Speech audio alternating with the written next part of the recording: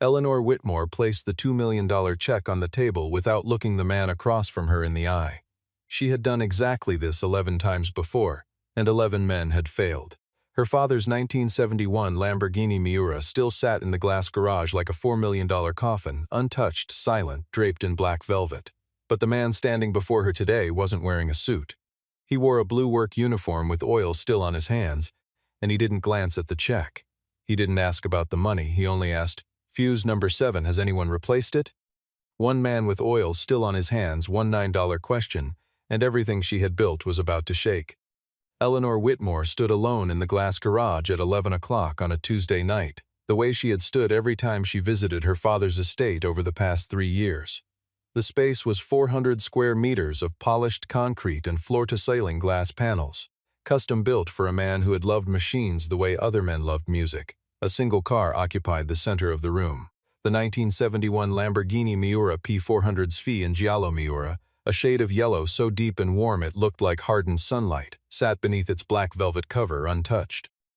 The halogen fixtures above cast the room in the kind of light that made everything look sacred. Eleanor stood at the edge of the cover and did not lift it. She just looked at the shape beneath the cloth and breathed. The garage smelled like old leather and motor oil, and the particular kind of stillness that only exists in rooms where something beloved has been put away and not yet retrieved. Joseph Whitmore had been a loud man in the best possible way.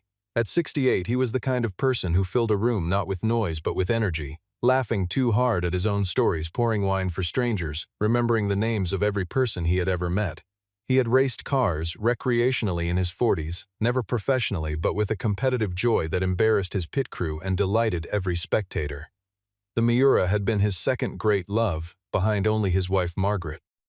He had purchased it in 1988 at a private auction in Geneva, flown it home, and spent 3 months restoring it himself in the driveway of their first house in Oak Park.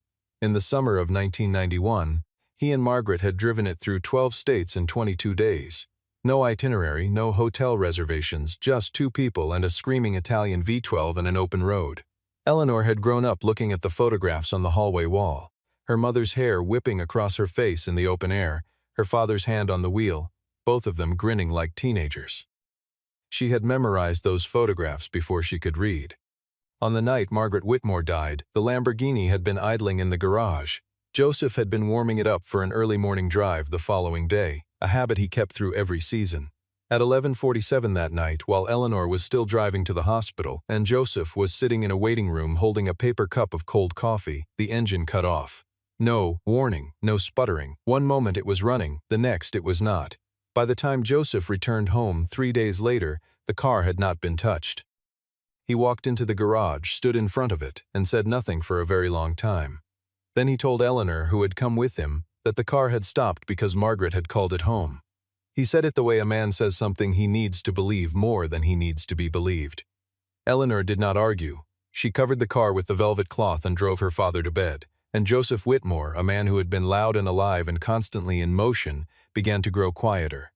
He stopped eating regularly. He stopped taking calls. He moved through his days the way a man moves through a room he is already leaving.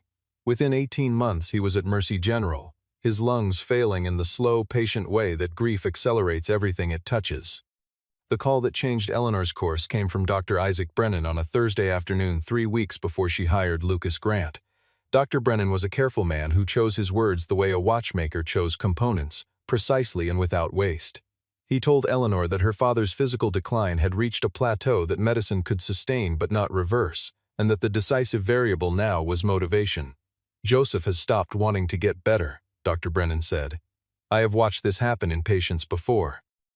When a person decides that the life ahead of them holds less than the life behind them, the body begins to follow that decision. What your father needs is a reason to stay curious about tomorrow." Eleanor had asked what that looked like in practical terms. Dr. Brennan paused. "I don't know for certain, but he has spoken about that car 4 times in our last 2 appointments. Once about how it sounds at full throttle. Once about the way the gearbox feels on a mountain road. The other 2 times he simply said that he missed it." Eleanor had not spoken for a moment. Then she said quietly, "I'll fix it." She drove directly to the estate after the call, walked into the garage at 11 o'clock that night, pulled the velvet cover down, looked at the Miura's unblinking headlights in the halogen glow, and called her assistant Diana Walsh. "Find me the best Lamborghini restorer in the country," she said. "Money is not a factor." Money turned out to be exactly the wrong factor to emphasize. Within 48 hours, Diana had arranged the first of what would become a long and humiliating procession. 3 specialists arrived from Los Angeles in the first 2 weeks, men with business cards printed on heavy stock and confidence that entered the room before they did. They diagnosed a blocked fuel delivery system and proposed a complete overhaul for $180,000. Eleanor approved it without negotiation. The work was done with the kind of theatrical precision that implied success was guaranteed. The invoices were itemized and professional. The explanation of what had been accomplished filled 4 pages. The car did not start. The specialists offered a follow-up assessment. Eleanor showed them the door. A specialist arrived from Miami in week 3. An Italian-born engineer named Adriano, who had worked at Lamborghini's facility in Sant'Agata Bolognese during the 1980s, and who carried the particular authority of a man who had touched the original. He inspected the car for 35 minutes, spoke in clipped declarative sentences, and announced that the V12 engine block had developed irreparable internal tolerances and required a complete rebuild. $320,000. 6 weeks. He was certain Eleanor approved the work. 6 weeks later, the car still would not start. The engineer returned her call on the 7th attempt. The work had been done correctly, he insisted. The problem must lie elsewhere. Eleanor thanked him and did not call back. By the 8th week, the specialists were arriving in overlapping waves. 2 firms from New York with backgrounds in classic car auction preparation, a team from a concours restoration house in Scottsdale, independent consultants from Chicago and Atlanta whose credentials were impeccable and whose results were uniform. Each man had a theory. Each theory cost money. The carburetor was replaced. The ignition coils were replaced. The distributor cap and timing chain were replaced. A fuel pump that cost $22,000 was installed and subsequently removed when it made no difference. One consultant spent 4 days on the electrical system and left behind 40 pages of documentation and a car that was exactly as silent as it had been when he arrived. By the time 11 specialists had come and gone, Eleanor had spent $1,700,000, and the Miura had not made a single sound. The final specialist before Lucas Grant was a man named Adrian Mercer. 52 years old, based in Beverly Hills, the author of 2 well-regarded books on Italian sports car restoration, a recurring feature subject in automotive publications, and the acknowledged authority on Lamborghini Miura engineering in North America. He arrived in a Rolls-Royce Silver Shadow and brought 3 assistants. He looked at the car for no more than 20 seconds before turning to Eleanor and delivering his verdict with the smooth confidence of a man who had never considered the possibility that he might be wrong. "The wiring harness in early generation Miuras is as complex as a Swiss movement," he said. "Every previous team has been working around the problem rather than at the source.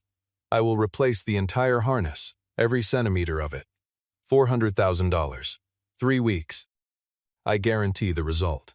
Eleanor asked whether he had examined each individual component before drawing this conclusion. Adrian Mercer smiled, not unkindly but with the condescension of a man who considers thoroughness a quality reserved for people with less experience than himself. 30 years in this field, he said, do not require itemized confirmation. Eleanor signed the contract. 3 weeks later, on a gray Tuesday morning, Adrian Mercer called Diana and asked to speak with Eleanor. He explained, at length, that the wiring harness replacement had been executed flawlessly, that the car's electrical architecture was now comprehensively renewed, and that the persistent failure to start indicated a problem that was, in his professional assessment, likely congenital to this specific chassis, a known issue in a small number of early P400 SV units that had no reliable remedy. He returned $200,000 and flew home the following morning. He did not apologize. Eleanor stood in the garage that evening with the lights off, the halogen fixtures dark for the first time since she'd begun this process, and she looked at the shape of the Miura under its cloth in the thin light that came through the glass panels from the grounds outside. For a long time she did not move. The total was $1,700,000. 11 specialists. 3 years of her father's silence. 1 car that would not speak. She pressed the heel of her hand against her eye. No one was watching. She called Diana the next morning. "I don't want another expert," Eleanor said. Her voice was flat and controlled in the way that only barely suppressed exhaustion can produce. "I want someone who actually knows how things work. No reputation necessary. No publication history. Someone who genuinely cares about these machines." Diana was quiet for a moment on the other end of the line, the specific quality of quiet that means the person has information they are uncertain how to deliver. "I know someone," Diana finally said, "but you won't like the address." Grant Auto occupied a narrow building on a side street in Cicero, a working-class suburb 8 miles west of the Chicago Loop, wedged between a tire warehouse and a building whose signage had faded beyond legibility. The facade was corrugated metal painted a color that had once been green. The sign above the roll-up door read Grant Auto in block letters that had been repainted at least twice, each layer slightly thicker than the last. When Diana arrived at 8:15 on a Wednesday morning, the roll-up door was open. A classic rock station was playing from a small radio on a shelf near the door, and a pair of work boots was protruding from beneath a 1984 Chevrolet Caprice that was up on jack stands. Diana explained who she worked for and what the job involved, speaking to the underside of a car and the legs attached to it. The boots stopped moving. "What year is the Miura?" the voice from beneath the car asked. 1971, the rolling board slid out. Lucas Grant sat up. He was 31 years old, with brown hair pushed back from his forehead and the kind of hands that told you everything about how a person spent their time. Knuckles slightly enlarged, nails kept short, a thin scar along the inside of the right thumb from a compression fitting that had let go without warning 4 years earlier. He looked at Diana for a moment. "P400 SV or SVJ? Diana did not know the answer. Lucas stood up, wiped his hands on a rag, and said, "Give me the address." Lucas Grant had enrolled in the automotive engineering program at Illinois Institute of Technology at 19 and dropped out at 21, not because of academic failure but because his father, Raymond Grant, had suffered a stroke in the middle of Lucas' junior year that left him unable to operate the shop he had run for 26 years. Lucas came home and did not go back. He had told himself for years that he would finish the degree eventually, a fiction he had mostly stopped maintaining by the time he was 25. When the shop's regulars had become his regulars, and the rhythms of the place had shaped themselves around him. What he had never stopped doing was reading. The shelf in the back office held 40 years of service manuals, technical journals, and factory documentation, Italian, German, French, Japanese, most of it accumulated by his father, the rest acquired by Lucas himself at estate sales and auto shows, and from the estates of mechanics whose families didn't know what to do with 300 pounds of technical paper. The Lamborghini Miura section occupied half a shelf and included the original factory wiring diagrams for every production year between 1966 and 1973, printed on paper that had gone translucent at the folds. Lucas had read them all. He had read them the way other people read novels, not to memorize data but to understand the logic of a particular mind working through a particular set of problems. He printed the 1971 wiring diagram before he left the shop and folded it into his breast pocket. The meeting at the Whitmore estate was not comfortable for either party, which meant it was honest, in a way that Eleanor's previous meetings with specialists had not been. She watched Lucas walk in through the garage's side entrance. No knock, no announcement, the door had been left open. And she let the silence extend for a moment before she spoke. He was not what she had been expecting, which was itself a statement about what 11 specialists had trained her to expect. "You're the person Diana found?" she said. Lucas looked at her without the particular deference she had grown accustomed to receiving. "I'm whoever's left," he said. It was not aggressive. It was simply accurate. Eleanor told him the history in 4 minutes. 11 specialists, $1,700,000, no result. She placed the $2 million check on the surface of the tool cabinet beside the car and told him the terms, fix it, and the check was his. Fail, and she would pay $500 for his time and he could leave. Lucas did not look at the check, he looked at the car. He walked around it once, slowly, both hands at his sides, eyes moving from the roofline to the sill line to the rear engine cover and back. When he reached the front of the car, he placed one hand flat on the hood, gently the way a doctor places a hand on a patient's chest to feel what the instruments miss, and stood still for a moment.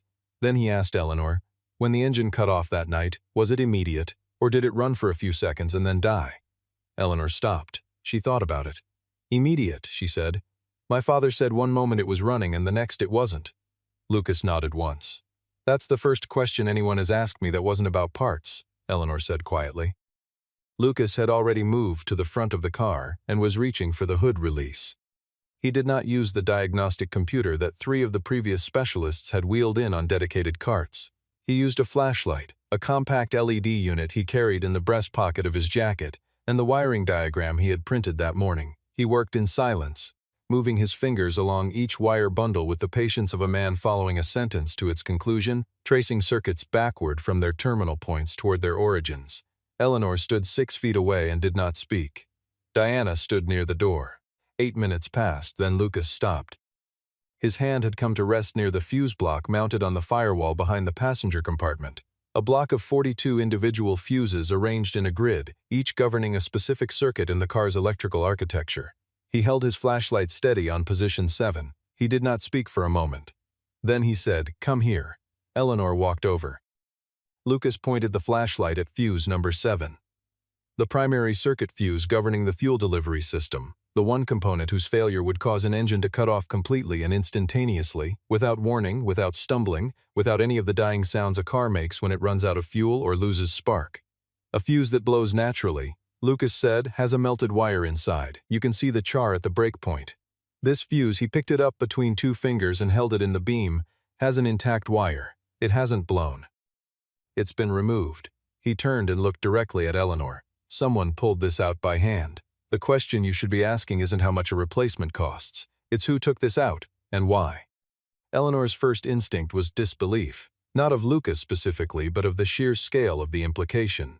She had paid $1,700,000 over 3 years, and the answer was a component that cost $9 at an automotive supply counter. She stood very still for a moment with her arms folded.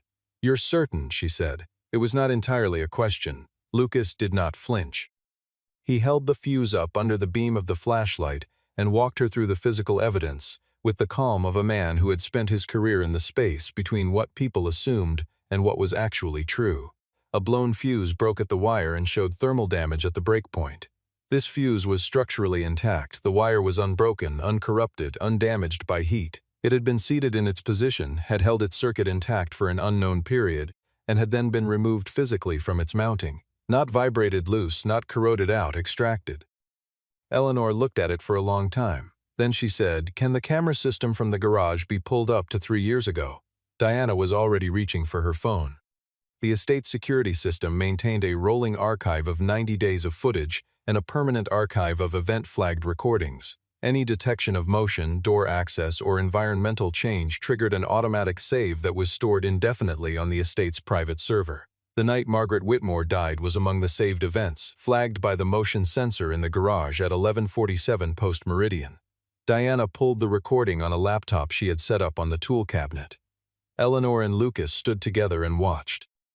At 11:47 and 9 seconds, a door on the left side of the garage opened. Not the main roll-up door, but the service entrance that connected to the main house's interior corridor. A man entered. He wore dark clothing and moved with the unhurried confidence of someone who belonged in the space. He went directly to the front of the Lamborghini, directly, without looking around, without hesitation, as though he had already rehearsed the route, opened the hood, leaned over the engine compartment for approximately 40 seconds, closed the hood and walked back out the way he had come. Total time in the garage, 4 minutes and 13 seconds. The camera angle was wide, and the image had the grainy resolution of a system designed for deterrence rather than identification. The man's face was not clear, but his shoes were. Brown Oxford lace-ups with a high vamp and a distinctive double-stitch toe cap, the kind of shoe that was expensive enough to be memorable and particular enough to be identifiable. Eleanor looked at the footage and said nothing. She was quiet for 4 seconds, long enough to notice. Lucas watched her face rather than the screen. "You recognize the shoes," he said. It was not a question. Eleanor turned and looked at Diana. "Get me the access logs for the main house on that date," she said. "Every entry and exit from midnight going back 12 hours. Sebastian Crane arrived at the Whitmore estate that afternoon, as he arrived every Thursday, unannounced but expected, a habit he had maintained for years as part of his weekly financial briefing to Eleanor on the status of Whitmore Industries. He was 45 years old, well-built, with silver threading through dark hair and the kind of careful grooming that communicated seriousness without vanity. He had been with the company for 20 years, the last 7 as chief financial officer, and he had been close to Joseph Whitmore in the way that long professional loyalty can resemble family. He saw the open hood of the Lamborghini from the garage doorway and a man in work clothes leaning over the engine bay, and something moved across his face, a slight tightening around the jaw, a fraction of a second's compression before the expression that replaced it, which was warm and casually curious. Another specialist, he said to Eleanor, who had walked out to meet him. I thought you had given up on that. Eleanor said that she hadn't. Sebastian looked at Lucas for a moment. Who's this? Lucas straightened up and looked at Sebastian without particular expression, the way a man looks at something he is filing carefully away. Eleanor introduced Lucas as her mechanic. Sebastian smiled, the smile of a man who finds the words slightly amusing, and excused himself. He was halfway to the door when Lucas's eyes dropped to Sebastian's feet. Brown Oxford lace-ups, high vamp, double-stitched toe cap. Lucas said nothing. He turned back to the engine bay and kept working. The access logs Diana retrieved by early evening were thorough. Sebastian Crane had entered the main house at 11:31 post-meridian on the night Margaret Whitmore died, a Thursday which was his day. He had exited at 12:04 in the morning. The garage motion event had been logged at 11:47. The timeline was precise and unambiguous. Lucas photographed the log on his phone, attached it to a message, and sent it to Eleanor without comment. Eleanor was in her father's study when the message arrived. She read it once, set the phone face down on the desk, picked it up again, and read it a second time. Then she called her personal attorney, Alexander Rourke, at his home number. It was 7 minutes past 10 in the evening. I need a full financial audit, she said. 3 years every transaction Sebastian Crane had signing authority on. Focus on anything related to mineral rights, extraction contracts, or real estate transfers. Rourke said he would begin in the morning. Eleanor thanked him and hung up. She sat in the dark study for a moment, in the chair her father had sat in every morning for 40 years, and she thought about the 11 specialists and the $1,700,000 and the $9 fuse and the 40 seconds of footage, and she thought about Sebastian Crane, who had worked beside her father for 20 years and who had stood in this garage the night Margaret died and pulled a fuse out of a car and put it in his pocket. The audit results came back in 2 rounds. The first summary arrived the following morning at 6:47, a land rights transfer agreement, executed 3 years earlier, granting extraction rights for a rare earth mineral deposit in southern Colorado to a holding company called Crane Allied Resources. The contract value was $340 million. The signature on the Whitmore Industries side of the agreement was Joseph Whitmore's. Joseph Whitmore had been admitted to Mercy General 11 days before the contract's execution date. His medical records, which Eleanor had legal authority to access, noted that he was on a continuous morphine infusion for pain management and had been assessed as having limited cognitive clarity during the relevant period. No Whitmore family attorney had been present at signing. The second round of results arrived at noon and was more specific. The commission structure embedded in the contract had directed $48 million in advisory fees to Crane Allied Resources over the subsequent 30 months. The money had moved through 3 intermediary accounts before settling. And buried in the contract's appendix, in a paragraph written in the dense, subordinated language of a man who was betting that no one would read it carefully, was a collateral clause. The clause stated that in the event the Whitmore family disposed of certain listed personal assets, including the 1971 Lamborghini Miura registered to Joseph Whitmore, control of the extraction rights would transfer permanently and irrevocably to Crane Allied Resources. The car, in other words, had to stay broken. If Eleanor eventually sold it, which she would almost certainly have done after spending nearly $2 million and achieving nothing, Sebastian would have won everything. Lucas did not go home that evening. He sat in the garage on an overturned bucket, the Miura's hood propped open, the work light on, and went through every invoice and every repair order left by the 11 previous specialists, reading them the way he read wiring diagrams. Looking for the logic beneath the language, he found it in Adrian Mercer's documentation. Buried in the final page of a 43-page invoice, under a line item listed as third-party consultation services, was an $85,000 payment to an unnamed vendor referenced only by a routing number. Lucas photographed it. He sent it to Eleanor with a single line of text. I'm not a detective, but someone paid to make sure this car stayed broken. Eleanor was still awake. She read the message and walked to the garage and stood in the doorway. Lucas was sitting on his bucket, the work light casting long shadows across the concrete, the open hood of the Miura framing him from behind. Eleanor looked at him for a moment. How much do you know? She asked. I know what I can see, he said. The rest is your problem. It's becoming everyone's problem, Eleanor said. She sat down on a second bucket, a thing she had never done in this garage, and they stayed like that for a while, 2 people in a lit room at night, the car between them, thinking. Sebastian Crane arrived the following morning without a scheduled appointment. a departure from his established pattern significant enough that Diana flagged it to Eleanor before he reached the garage. He walked in with the composed directness of a man who has prepared his position and intends to deliver it cleanly. Lucas was at the front of the car. Eleanor was not yet in the garage. Sebastian stopped a few feet from Lucas and looked at him for a moment, measuring him the way a man measures an obstacle rather than a person. "I'm going to be direct," Sebastian said. "I don't know what you think you've found, and I don't particularly care. I'll pay you $5 million, cash, to tell Eleanor Whitmore that this car cannot be repaired and go back to wherever you came from. You'll never work on a car worth more than $10,000 again if you stay, and you'll have $5 million if you leave. This is a straightforward offer."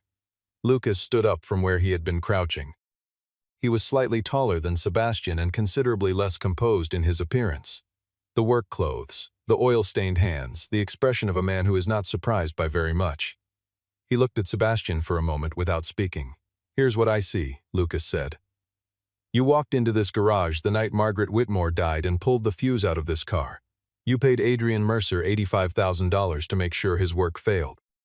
And you wrote a contract clause that needed this car to stay broken so you could take a $340 million mineral deposit from a man who was on a morphine drip and didn't have a lawyer in the room. $5 million doesn't buy any of that." Sebastian's face had gone entirely still, the particular stillness of a man who has just heard his own crime listed aloud and is calculating the distance to the exit.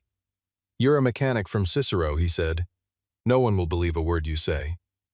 Lucas held his eyes. "The camera will," he said. Sebastian turned toward the door. He moved quickly, not running, but with the compacted velocity of a man who knows that the next few minutes will determine everything. He came through the garage door and stopped. Eleanor Whitmore was standing in the corridor outside, her phone in her hand, the recording application open. She had been there long enough. She had heard everything. Sebastian looked at her and she looked at him, and for a moment neither of them spoke. When Eleanor spoke, she did not raise her voice. She did not need to. "You worked with my father for 20 years, she said. "He trusted you the way he trusted his own blood." Sebastian began to form a response. The contract had been legitimate, the signature was valid, the advisory fees were disclosed, and Eleanor raised one hand and stopped him. A signature obtained from a man on continuous morphine without legal representation for a contract he had no capacity to review is void under Illinois statute. "My attorney has been awake since 10 o'clock last night. So has yours by now."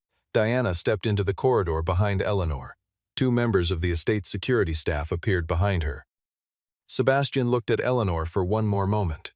A look that contained something that might have been regret if it had been pointed at the right thing, and then he allowed himself to be escorted out of the building. He said nothing else. Eleanor stood in the garage doorway for a moment after Sebastian's car left the grounds. The morning light was coming in through the glass panels at a low angle, falling across the polished concrete in long pale bars. She walked to the front of the Miura and looked at the open engine compartment. Lucas was already there, the replacement fuse in his hand. A standard automotive ceramic fuse in the correct amperage rating, purchased from an automotive supply store on his way in that morning for $9 including tax. He turned it once between his thumb and forefinger, then looked at Eleanor. "Do you want to do it?" he asked. Eleanor looked at the fuse, this small, cylindrical, unremarkable object that had cost $9 and had held 3 years of silence inside it. She shook her head. "You do it," she said. Lucas placed the fuse into its mounting with the deliberateness of a man who understands that some technical actions carry more weight than their mechanics require. He did not rush. The fuse clicked into position with a sound so small it was barely audible over the ambient quiet of the garage. He stepped back and looked at Eleanor. Eleanor walked around to the driver's door, opened it, and sat down in the cockpit of the Miura for the first time in 3 years. The interior smelled like aged leather and the particular warm dryness of a car that has been sealed and still for a long time, like a room that has been closed since someone left it. She placed her hands on the steering wheel. Her hands were not entirely steady. She fitted the key into the ignition and turned it. Nothing happened. She turned it again. The starter motor engaged, a high spinning sound, and then the V12 found its voice, a deep resonant, compound growl that built from the back of the engine bay and spread through the entire body of the car and out through the glass walls of the garage and into the morning air of the grounds outside. It was not a gentle sound. It was a sound that had been designed to be heard, the sound of 12 cylinders working in a sequence that an engineer in Modena had spent 3 years getting exactly right in the late 1960s. Eleanor sat very still with both hands on the wheel. She did not speak. Lucas stood outside the car beside the open door and watched her face. He did not say anything. He simply nodded once, the quiet acknowledgement of a man who has done the thing he came to do. Eleanor called Dr. Isaac Brennan from the garage while the engine was still running. "I need permission to bring a car to the parking lot of Mercy General," she said. "1 hour. I'll have it back on the grounds by noon." Dr. Brennan asked her to hold and was gone for 90 seconds. When he came back, he said, "3rd floor, north-facing windows. Drive it where he can see it from the window." Joseph Whitmore was in bed when the Lamborghini pulled into the visitor's lot below. His room was on the 3rd floor. The nurse on duty later noted in the care log that at 9:52 in the morning Mr. Whitmore, who had been largely unresponsive since the previous evening, sat up in bed without assistance and turned to face the window. He remained sitting for 11 minutes. Eleanor was standing in the lot below, visible from the window, her hand resting on the roof of the car. Joseph pressed his palm flat against the glass. From 3 floors below, Eleanor saw it. She raised her hand in a response. Joseph said one thing, which Eleanor did not hear through the glass, but which the attending nurse recorded because she was present in the room. He said, "She's still running." The nurse assumed he was talking about the car. Eleanor, when she was told this later, understood that he was talking about something else. Dr. Brennan's note in the patient file from that afternoon read, "Patient demonstrated significant positive behavioral shift following external stimulus. Increased verbal engagement, improved appetite at lunch, requested television remote for first time in 6 weeks. Mechanism unclear. Will monitor." Joseph Whitmore was discharged from Mercy General 12 weeks later, not recovered because the damage to his lungs was the kind that does not reverse, but well enough to go home. He was well enough to sit in a chair. He was well enough to eat at a table. He was well enough to walk slowly through the estate and stop at the garage door and look at the car that was now kept uncovered, the velvet cloth folded on a shelf, the halogen lights on, the V12 silent but present the way a living thing is present even when it is still. He stood in the doorway of the garage on his first afternoon home and looked at it for a long time. Eleanor stood beside him. "You fixed the car," Joseph said. "Someone else fixed it," Eleanor said. "I just found the right person." Joseph was quiet for a moment. "That's harder," he said. 6 weeks after Sebastian Crane was escorted off the Whitmore estate, he was formally indicted on 3 counts: financial fraud in connection with the mineral rights transfer, procurement of a forged signature on a contractual document from a party without legal capacity, and 1 count of conspiracy to impede a lawful business investigation, the last of which stemmed from the $85,000 payment to Adrian Mercer. The $340 million extraction contract was declared void by an Illinois circuit court on the grounds that the signatory had lacked legal capacity and had been without independent legal representation. Whitmore Industries recovered the $48 million in advisory fees paid to Crane Allied Resources, plus statutory interest. Adrian Mercer reached a civil settlement requiring him to repay the full $85,000 and surrendered his professional restoration certification in the state of Illinois. He did not contest either action. Eleanor offered Lucas Grant a formal contract 3 days after the fuse was installed. Not for a single repair, but for the standing maintenance and care of the entire Whitmore family vehicle collection, 17 cars ranging from a 1953 Jaguar XK120 to a 1982 Ferrari Berlinetta Boxer, with a retainer that would have allowed him to close Grant Auto and relocate to a proper facility without financial concern. Lucas considered the offer for 1 day. He came back with a single condition: Grant Auto and Cicero would stay open. The shop would continue to operate for its regular customers, the Caprices and the Corollas and the pickup trucks that needed brakes before winter, because that was where his father had started, and because Lucas believed, in a way he did not spend much time articulating, that a man who stopped hearing ordinary engines would eventually stop knowing how to listen at all. Eleanor looked at him for a moment. "That's an unusual condition," she said. "No," Lucas said. "It's the reason I still know what I'm doing." On a Thursday evening 3 weeks after the case had been referred to the state's attorney, Eleanor sat alone in the garage with the overhead lights off and only the halogen fixtures running, their light falling on the Miura the way it always had. From above, clean and direct, making the yellow paint look like something lit from within. She had started the engine when she came in. It was running now, steady and low, the sound filling the glass room with the particular resonance of a machine that had been designed to be heard and had waited a long time for the opportunity. She sat in the driver's seat without going anywhere, her hands on the wheel, the idle vibration of the engine running through the chassis and the seat and into her spine. She thought about the 11 specialists who had arrived with their credentials and their confidence and their theories, each of whom had looked at a $4 million car and seen a $4 million problem. She thought about $1,700,000 spent on fuel systems and wiring harnesses and ignition components and everything, except the question of whether something was simply missing. She thought about a man in a blue work uniform who had walked into this garage and looked at the car the way her father had looked at it. Not as an asset or a problem or a professional challenge, but as a thing that had been built with logic and care, and that therefore had a reason for everything it did or failed to do. And she thought about a $9 fuse in a position number 7, sitting on a shelf in the Cicero shop right now, because Lucas had kept it. Not as evidence, the attorneys had copies of everything they needed, but because he said it was a useful thing to remember. There are problems that look enormous until someone asks the right question. There are years of silence that end with a click too small to hear across a room. There are things that money cannot purchase. Among them, the particular quality of attention that belongs to a person who learned to listen before they learned to charge for it. The engine ran on in the dark glass room, patient and deep the way it had been built to run. And somewhere on the 3rd floor of a house in the western suburbs of Chicago, a man who had been growing quieter for 3 years sat in a chair by a window and thought about a road trip he had taken in the summer of 1991. 2 people and an open car and 12 states and no itinerary. And he was not entirely sure whether he was remembering it or planning it, and for the first time in a long time, that uncertainty felt like something worth staying for.